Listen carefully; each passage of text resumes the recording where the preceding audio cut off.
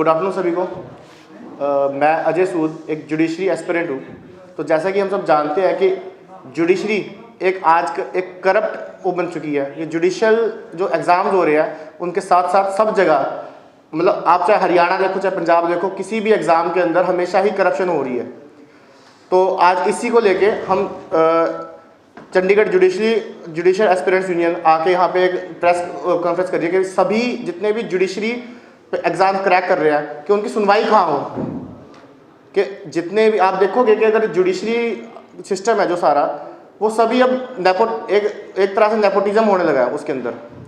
तो आज मैं आपके सामने अपनी बात रखूंगा कि हरियाणा पंजाब में सिविल जजों की भर्ती में गड़बड़ी के आरोप, लिखित परीक्षा में पास होने के बावजूद सैकड़ों छात्र को इंटरव्यू में किया फेल। कैंडिडेट्स का आरोप चहेते को फेवर देने के लिए जानबूझकर बाकी कैंडिडेट्स को कम नंबर देकर कर दिया फेल। हरियाणा और पंजाब में सिविल जजों की भर्ती में गड़बड़ी के आरोप सामने आए हैं। ये आरोप लगाए हैं चंडीगढ़ एस्पिरेंट्स यूनियन ने सोमवार को चंडीगढ़ प्रेस क्लब में प्रेस कॉन्फ्रेंस की, जिसमें उन्होंने कहा कि एग्जाम में अनियमितताएं भर्ती की गई। ये कॉपी हमारे पास पड़ी है, आप अपनी तरफ से बताओ बोल के, ये मत पढ़ो आप, ये पढ़ा हमारे पास, निचोड़ बताएं सारे घटनाक्रम का। एक घटनाक्रम का निचोड़ ऐसा है कि जैसे आप परीक्षा में 900 नंबर चाहिए होते हैं, 900 नंबर चाहिए होते हैं, तो 900 में से अगर 531 वाला 531 वाले को चौथा स्थान हासिल किया गया, उसे इंटरव्यू में 200 में से केवल 7 अंक दिए गए, जिस वजह से वह असफल रहा। 9 उम्मीदवार ऐसे हैं जिन्होंने लिखित परीक्षा में 500 से अधिक अंक प्राप्त किए, लेकिन इंटरव्यू में उन्हें 30 से कम अंक दिए गए। ऐसा क्यों आएगा?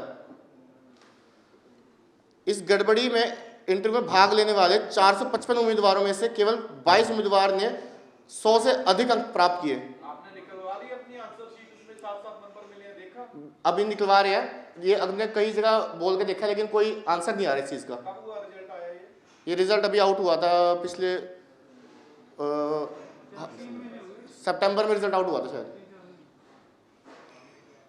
324 उम्मीदवारों ने 60 से कम अंक दिए गए, 274 उम्मीदवारों को 50 से कम अंक दिए गए। 55 उम्मीदवारों ऐसे हैं जिन्होंने लिखित परीक्षा में 470 से अधिक अंक प्राप्त किए, लेकिन असफल रहे क्योंकि इंटरव्यू में 65 से कम अंक दिए गए थे। समानता मौलिक अधिकार का उल्लंघन करते हुए आरक्षित श्रेणी के उम्मीदवारों का अलग से इंटरव्यू लिया गया।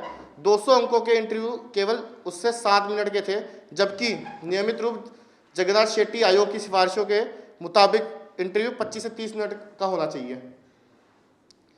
तो इंटरव्यू के लिए नहीं, ये कोई सिद्धांत ही नहीं थे, मतलब इंटरव्यू लेने के कोई तरीका नहीं था इंटरव्यू लेने का। अगर आप देखोगे तो जिसका मन कर रहा था वो अगर उनका मन कर रहा था कि इसको 7 मिनट के अंदर ही निकाल दिया किसी को बाहर, क्योंकि वो उनका खास आदमी था, और उनका नहीं मन कर रहा था तो किसी को आधा घंटा बिठा लिया, बेफालतू के क्वेश्चन पूछते रहे, क्वेश्चन पुट करते रहे, और उनको फेल कर दिया गया। तो आरटीआई के जवाब से पता चलता है कि इंटरव्यू आयोजित करने के लिए कोई मार्गदर्शक सिद्धांत ही नहीं थे, ना ही प्रश्नों के एक रूपता के लिए कोई दिशा निर्देश था। इंटरव्यू की कार्यवाही ना तो दर्ज किया गया और ना ही नोट किया गया। असफल उम्मीदवारों में से कई अन्य राज्यों में सिविल जज या सहायक लोक अभियोजक या कानून में व्याख्याता के रूप में काम कर रहे हैं, या अपने संबंधित विश्वविद्यालयों में स्नातकोत्तर पाठ्यक्रम एलएम का स्वर्ण पदक विजेता। एक असफल उम्मीदवार को बाद में सीधे चयन में 2 अन्य राज्यों में अतिरिक्त जिला न्यायाधीश के रूप में चुना गया। उपरोक्त विश्लेषण से पता चलता है कि ये तो मुख्य परीक्षा के स्तर पर अंक नियोजन भी गंभीर रूप से कुछ गलत है। तो इस सब के बावजूद आप पंजाब और हरियाणा के जो ये जुडिशरी एग्जाम थे, जुडिशल एग्जाम थे, सभी को हम देखने के बाद क्या कहता है, एक आम स्टूडेंट जो गरीब परिवार से आता है, वो तो सोच ही नहीं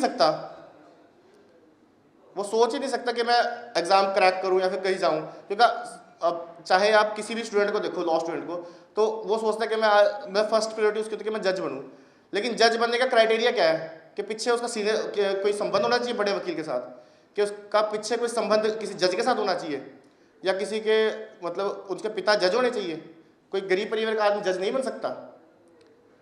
तो इस आवाज़ को उठाने के लिए या हमने पीएम तक, लॉ मिनिस्ट्री तक, सब जगह अपनी बात पहुंचाई है, लेकिन कहीं से हमें कोई जवाब नहीं आया। तो इस प्रेस कॉन्फ्रेंस की उसके अपने उपरांत हम एक चीज़ कहना चाहेंगे कि या तो हमारी बातों का जवाब दिया जाए जब हम PM ऑफिस तक, लॉ मिनिस्ट्री तक, प्रेसिडेंट तक चले गए, फिर भी हमारी किसी बात का जवाब नहीं दिया गया।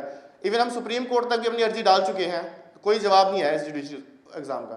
या तो हम इंटरनेशनल कोर्ट ऑफ जस्टिस चल जाए जहाँ से हमें जवाब आ सके, ऐसा बोल दे हमें भारत सरकार।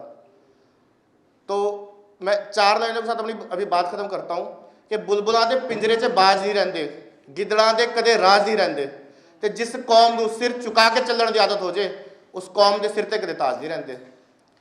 तो मेरा यही कहना है आप सभी के सामने कि ये जो एग्ज़ाम है ये सभी का एक बराबर हिस्सेदारी है, तो इसको आप बात को जल्दी हमारी वहाँ तक पहुँचाए।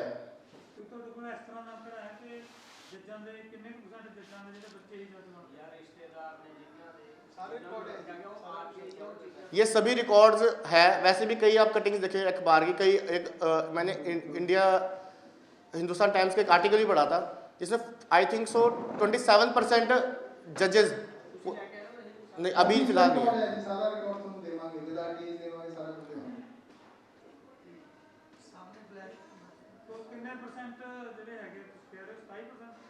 अभी फिलहाल ऐसा आंकड़ा है। हाँ जी,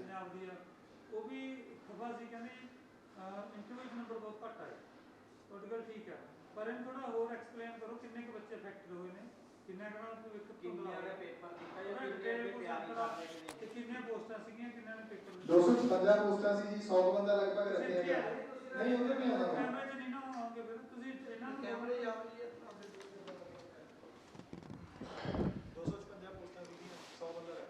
256 पोस्ट थी और 100 बंदे रखे हैं अभी फिलहाल, जो आंकड़ा है हमारे पास।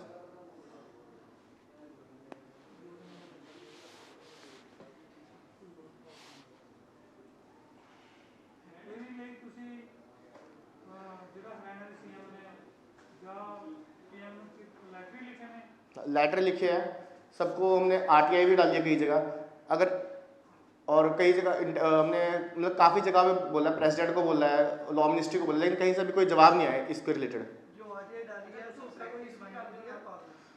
नहीं, अभी तक कोई नहीं है।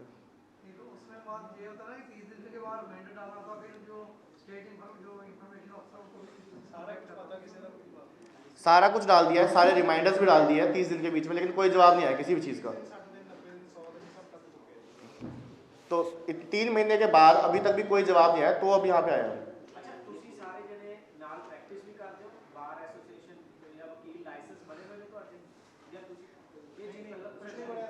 अभी स्टूडेंट्स हैं, अभी कुछ नहीं, अभी हम सिर्फ तैयारी कर रहे थे अपने एग्जाम्स की। Punjab university, law department of law, 3 year. हाँ जी।